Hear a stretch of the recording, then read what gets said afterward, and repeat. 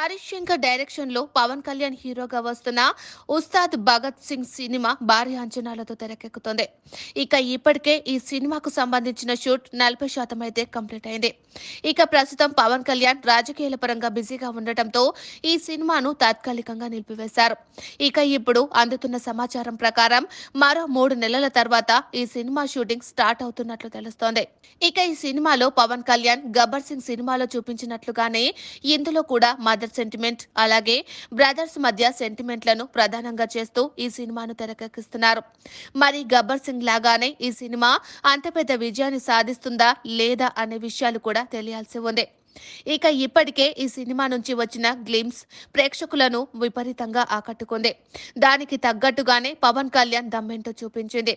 ఇక ఈ సినిమాలో కూడా పవన్ కళ్యాణ్ మరోసారి తన స్టామినా ఏంటో చూపించబోతున్నట్లుగా తెలుస్తోంది.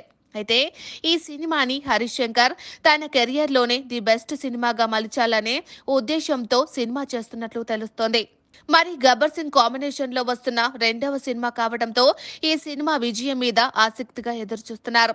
ఈ సినిమా కనుక సూపర్ సక్సెస్ అయితే ఇక హరీష్ శంకర్ పవన్ కళ్యాణ్ ఇద్దరికి మంచి క్రేజ్ దక్కుతుందని చెప్పాలి. ఇక దాంతో ఇప్పటి వరకు పవన్ కళ్యాణ్ వరుస సినిమాలు చేస్తున్నప్పటికీ మధ్యలో కొన్ని సినిమాలు పెద్దగా సక్సెస్ కాలేదు. ఇక అత్తారింటికి దారేది తర్వాత అంతటి భారీ సక్సెస్ అయితే పవన్ కళ్యాణ్ కి దక్కలేదు. మరి ఈ సినిమాతో అంతటి భారీ సక్సెస్ కొడతాడా లేదా అనేది కూడా తెలియాల్సి ఉంది. ఇక ఇదిలా ఉంటే హరీష్ శంకర్ కి కూడా గబ్బర్ సింగ్ తర్వాత మళ్లీ ఆరెంజ్ హిట్ పడలేదు.